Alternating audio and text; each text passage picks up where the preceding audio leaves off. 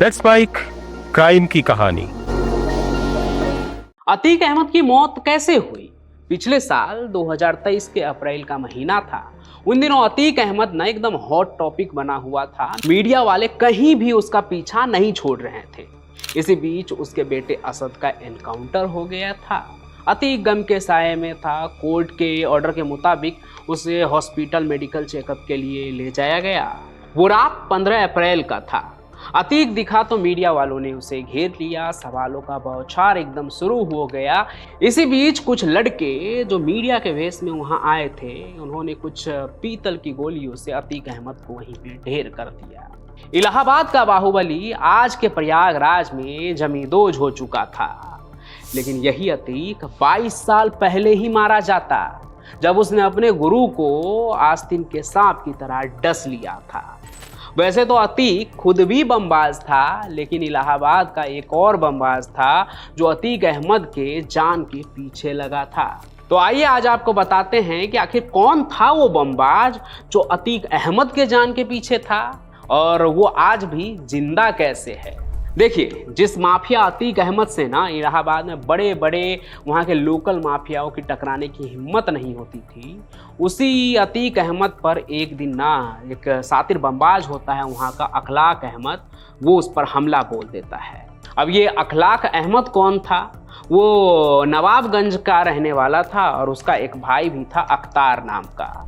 दोनों ही अपने इलाके के नामी बदमाश थे। साल 1986 की बात है। अखलाक का भाई जो होता है ना अख्तर, वो किसी पर जानलेवा हमला कर देता है और कहते हैं कि वो भी बम फेंक कर करता है। उसके बाद होती है उसकी गिरफ्तारी और वो जेल पहुंच जाता है। और आजकल तो आप वेब सीरीज देखते होंगे, खास करके मिर्जापुर और क्रिमिनल जस्टिस जैसे वेब सीरीज, तो आपको पता चलता होगा कि जेल के अंदर क्या क्या होता है। सब कुछ फिल्मों में सही नहीं होता है, लेकिन एक चीज़ बहुत खूब दिखाया गया है इन सीरीज में कि जेल ना नामचीन अपराधियों का रियूनियन अड्डा होता है। मतलब वो जगह जहाँ छोटे अपराधियों को ना बड़े माफियाओं का सह मिलता है। वो वहाँ से एक तरह से ट्रेनिंग लेकर निकलते हैं जेल से, और भी बड़े माफिया बनकर निकलते हैं। ऐसे ही जब अखलाक का भाई अख्तर जेल गया तो वहाँ उसकी मुलाकात चांद बाबा से हुई। अब देखिए, इलाहाबाद को बमबाजों का ना गढ़ माना जाता है, लेकिन चांद बाबा हर तरह के बमबाज का गुरु था। इसके बारे में मैंने आपको कई बार बताया भी है कि ये चलते फिरते बम बनाकर हमला कर देता था। तो इधर अख्तर की 1986 में चांद बाबा से जेल में मुलाकात हुई, और उधर 1989 में जेल के बाहर चांद बाबा की हत्या हो गई।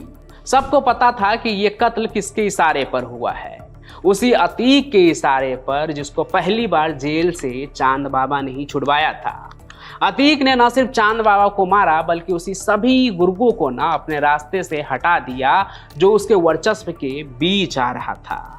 इसी बीच अखलाक का भाई अख्तर अपने साथी जग्गा के साथ मिलकर चांद बाबा की हत्या का बदला लेने की ठानता है।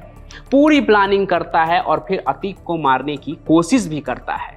लेकिन बाहुबली तो वही बनता है ना जो मौत को मात दे दे।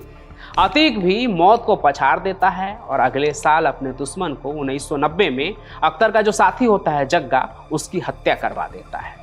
इस बीच अखलाक अपने भाई अख्तर के साथ जुबैर और अहमद रजा की हत्या में पकड़ा गया और जेल पहुंच जाता है। फिर 4 अप्रैल 1995 को अखलाक अहमद और अख्तर अहमद दोनों भाई पेशी के लिए कोर्ट में आए थे। अखलाक के मुताबिक इसी वक्त कचहरी में पेशी के वक्त अतीक के गुर्गों ने अख्तर की गोली मारकर हत्या कर दी, यानी अखलाक के भाई की हत्या। लेकिन किसी तरह इस हमले में अखलाक जो है ना वो बच जाता है। हालांकि इस हमले के दौरान पुलिस ने अतीक के गुर्गों को भी वहीं मारकर एनकाउंटर में ढेर कर दिया। अब ये हत्या कचहरी के अंदर हुआ था तो काफ़ी बवाल हुआ, और इस हत्याकांड की जांच सीबीआई को मिली। सीबीआई ने इस केस में अतीक अहमद को भी आरोपी बनाया था, लेकिन इस केस में जब कोर्ट में सुनवाई हुई तो अतीक अहमद बरी हो गया। अब यहाँ अतीक का बदला तो पूरा हो गया। जो उस पर हमला करने आए थे, उसे मारना चाह रहे थे, उसे उसने ख़त्म करवा दिया। लेकिन अखलाक को दोनों ही बार इस गैंग वार में मुंह की खानी पड़ी थी। और अब बात सिर्फ चांद बाबा के मौत के बदला का नहीं था, अब बात खुद अखलाक के भाई के मौत के बदला का भी था। इसलिए अब ये बदला उसका और भी पर्सनल हो गया था। यूं तो अखलाक खुद भी बमबाज ही था, लेकिन सामने वाला दुश्मन अब कल जैसा अतीक अहमद नहीं था, बल्कि बाहुबली अतीक अहमद था, जिसने चांद बाबा के पूरे साम्राज्य को हथिया लिया था। मतलब उसकी ताकत दुगनी हो गई थी इलाहाबाद में। पर अखलाक को भी बदला तो लेना ही था, इसलिए उसने 7 अगस्त 2002 को अतीक अहमद के ऊपर कचहरी में ही बम फेंककर हमला करता है। लेकिन अतीक अहमद फिर से बच निकलता है और अखलाक को इस केस में 7 साल की जेल की सजा हो गई। अब देखिए, ये कहानी अखलाक ने तब बताई जब वो इन दिनों जेल से बाहर निकला था। तब वो मीडिया वालों से इस कहानी को शेयर करता है और सभी जगह ये कहानी था, तो मैंने भी आपको सुनाया। बाकी 22 साल पहले अतीक पर हुए इस हमले की एक और थ्योरी है, या कह लीजिए कि एक और पुलिस रिपोर्ट ही है, क्योंकि पुलिस ने यह दावा किया था कि अतीक अहमद ने खुद ही अपने ऊपर हमले की साजिश रची थी और फिर उसने खुद ही अपने ऊपर बम से भी हमला करवाया था। इस बारे में रिटायर्ड आईपीएस लालजी शुक्ला बताते हैं कि उनके कार्यकाल में अतीक के ऊपर खूब कार्रवाई हुई थी, काफ़ी कराई हुई थी उसके ऊपर। इसलिए पब्लिक सेंटीमेंट हासिल करने के लिए उसने खुद पर हमला करवा लिया। हमला भी ऐसा जिसमें उस पर कोई आंच ना आए, वो बच निकले आसानी से। फिर इस घटना के बाद क्या हुआ ना, अतीक के समर्थकों ने एकदम हिंसा शुरू कर दिया। इलाहाबाद के बहुत सारे इलाकों में हिंसा एक साथ ही शुरू हो गया था। और ऐसा अतीक अहमद ने क्यों करवाया? क्योंकि इसके पीछे जो उसका उद्देश्य था वो ये कि पुलिस प्रशासन दबाव में आ जाए और उसके ऊपर जो कार्रवाई इतनी चल रही है वो रुक जाए।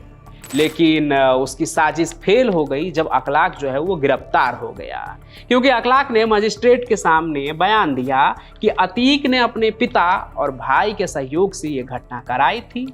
उस समय पर अतीक अहमद की बहुत सारी प्रॉपर्टी भी जो है ना वो भी अटैच हुई थी, यानी कि जब्त कर लिया गया था।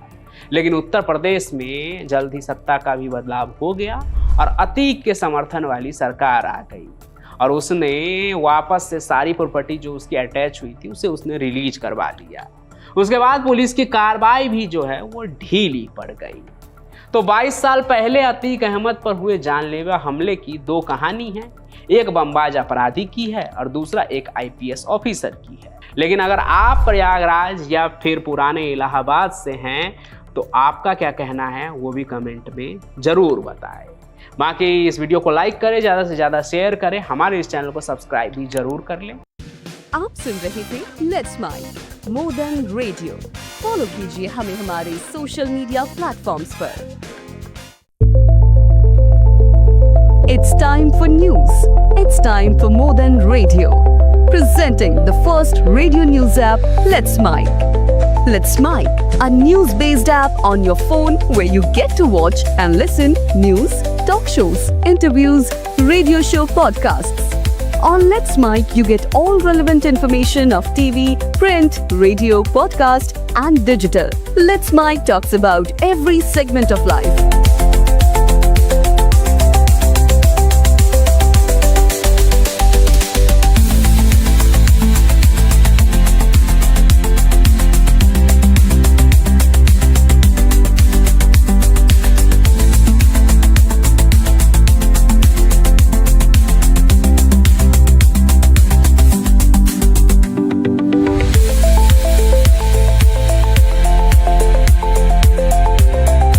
Download the app now from Play Store. Available both on Android and iOS mobile phones. Follow us on YouTube, Instagram, Twitter, LinkedIn, Facebook, Telegram, WhatsApp, Snapchat. Let's talk, let's connect, and let's mic. It's time for news. It's time for more than radio. Presenting the first radio news app, Let's Mic. Let's Mic, a news-based app on your phone where you get to watch and listen news, talk shows, interviews, radio show podcasts. On Let's Mic, you get all relevant information of TV, print, radio, podcast, and digital. Let's Mic talks about every segment of life.